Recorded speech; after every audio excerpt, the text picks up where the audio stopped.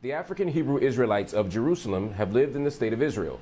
Guided by their leader, the late Ben-Ami ben Israel, the group left the United States and, after a brief period in Liberia, settled in Dimona, a city in southern Israel. There, they have lived for more than 50 years, and during that time, the group has battled the state for respect, for recognition, for work visas, and even citizenship. Over time, after intense struggle, the Hebrew Israelites of Jerusalem, the African Hebrew Israelites of Jerusalem, have improved their relationship with the state. And in 2003, the government finally granted them legal citizenship, or some got permanent or temporary residency. Everyone there who was living there got that. Like other Israeli citizens and other American settlers, which they are, the group's children serve in the Israeli military. And the group is now generally celebrated as valuable members of Israeli society, rather than the strange vegan cult from Chicago that they were labeled when they first arrived in the 1960s. So the problem is solved, or so they thought. It turns out that not everybody living there was included in the 2003 decision. Instead, some have been living in Israel without any legal status for decades. And although they have applied for residency in order to fix the problem, those requests have now been formally denied. Last week, 46 families received deportation notices from Israel's Population and Immigration Authority. Now, according to the deportation order, all of them must leave the country within 60 days. This includes people who have lived there for decades, and it also includes children who have never lived anywhere else. So why this decision? And why now? And what can be done about it? Well, to answer that question, I sat down with Sar Ahmadiel bin Yehuda. He's the Minister of Information for the African Hebrew Israelites of Jerusalem. And since he is currently observing the Sabbath, I caught up with him earlier today. Ahmadiel, good to see you as always. Talk to me about what's going on here. Last week, members of your community got letters from the state of Israel saying that they weren't going to be granted citizenship and had to be deported. How and why? Thanks again, Mark. Always good to talk with you.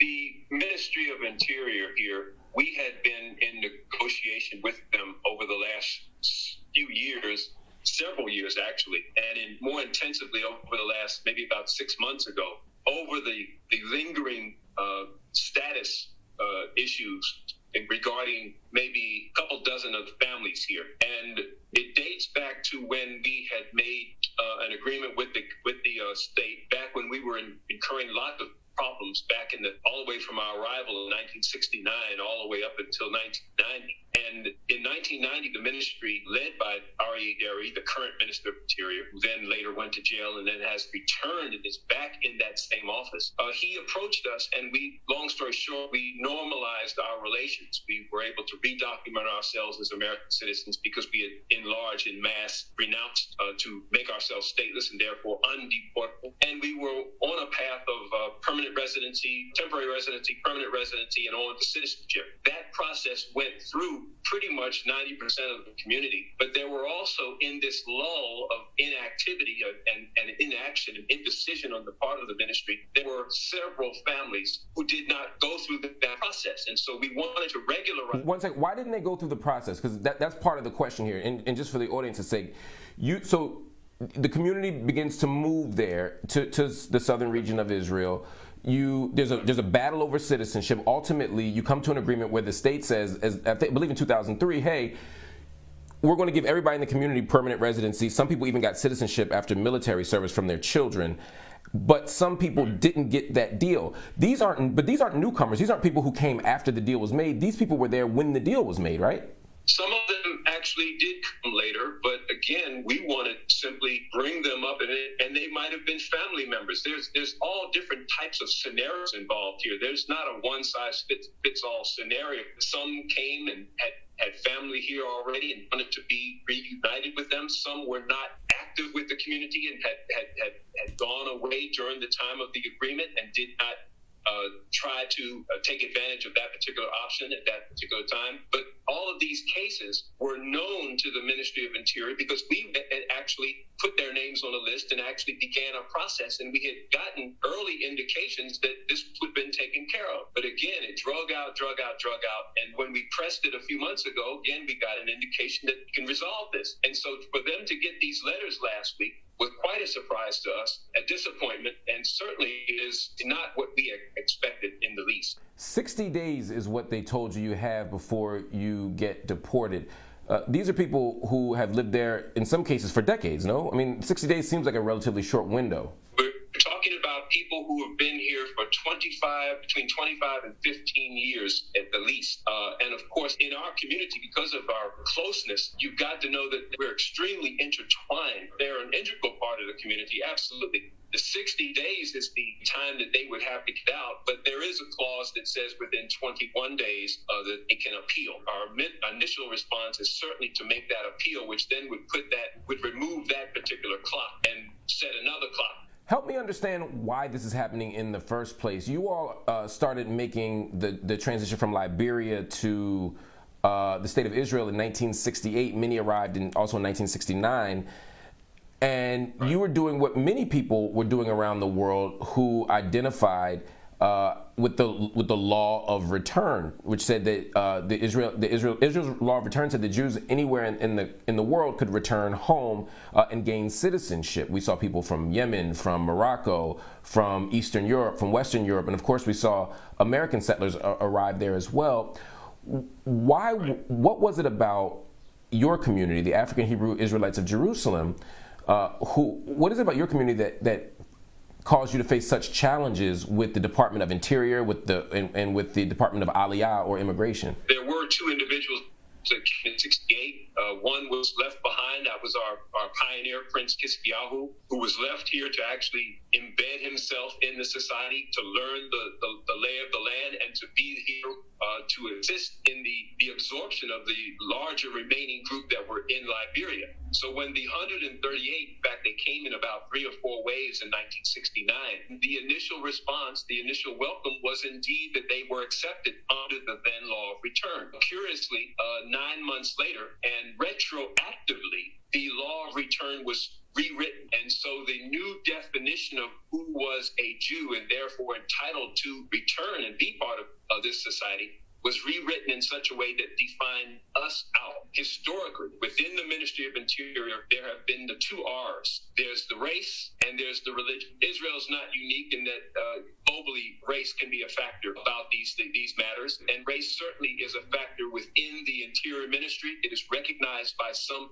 other observers here. They may grimace and recoil from the use of the terminology. They don't like to have that label applied, but nevertheless, it is actually the reality here. The other R is religion. We do not ascribe to the tenets of the religion of Judaism. We are a spiritual people, not a religious people. And so that makes the fact that rabbinate here, they are the keepers. They are the gatekeepers. They control the Ministry of Interior because of the instability of governments for the last several decades. They normally go for the deal to hold the portfolio of Interior. Amadia, let me pause you for 1 second. I want to be clear for my audience. So because Israel is a Jewish state, the conditions of being able to return to the country or to live in the country as a full citizen hinge upon being accepted as a returning Jewish person.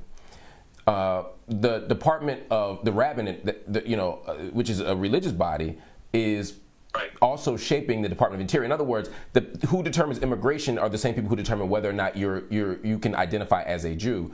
And so when groups of people have come to Israel, part of the challenge has been determining whether or not they are true Jews. And so whether it's people coming from Russia, whether it's the Beta Israel people, or what some people wrongly call Falashins from Ethiopia, when they make Aliyah to Israel, the question is, are you really Jewish? And so Amadia, what it sounds like your community is facing is a question of, are you Jewish enough, or are you sufficiently Jewish in order to be members of this community? Now, the state of Israel would say, you don't identify as Jewish, and even though you follow certain rites and traditions, you're not Jewish, so why should you get citizenship in a Jewish state? We identify as Jewish only in the sense that we are Judeans. We insist that our Hebraic Israelite identity is our national identity, which links us to this land and region, but our tribal affiliation is indeed Judah or Yehuda, which then makes us Jewish in that context. But that is not context, obviously, that the religious authorities recognize. The problem is that the Ministry of Interior can be very, very creative in providing opportunities and windows and definitions that allow, for example, Soviet Jews to fit within the framework of the law of return and are allowed.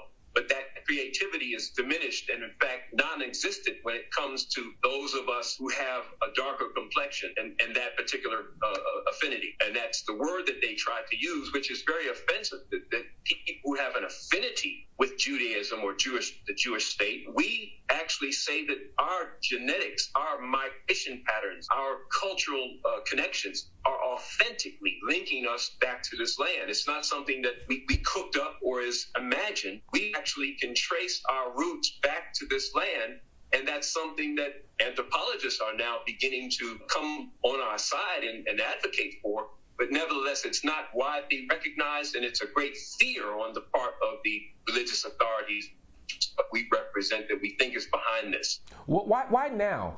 I mean, you all have been here since the 60s. There were incredible battles and standoffs. The show of strength in the 80s. There were moments where we thought things could get really bad, but at some point, you all were in good standing with the Israeli government. You all were taking pictures with prime ministers. They called you now kind of a rose, blooming in the Negev desert. I mean, it sounded like everything was good. Why would the government now make a different choice? If you all are playing by the rules, your children are joining the military.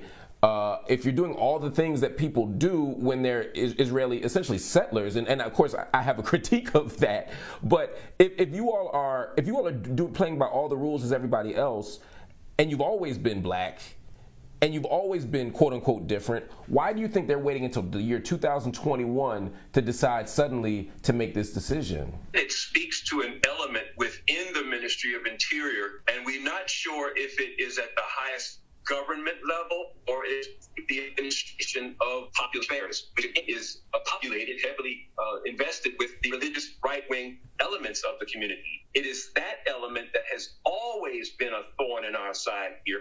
That's not something unique. When we go back in our history, we've always had brothers and sisters in the community, whether they're Moroccan, be from the Ashkenazi side or the Mizrahi side. Generally, we get along very well. Our children have served in the IDF. And of course, when you have 300-400 children who've been embedded in the IDF, that institution, of course, we're well known in the TV and in the media, performing arts and what have you, photography exhibits. We're well known in that particular sphere. We put veganism on the map in Israel. They used to call us a vegan cult, but they had to remove the cult part because now veganism is very popular in Israel.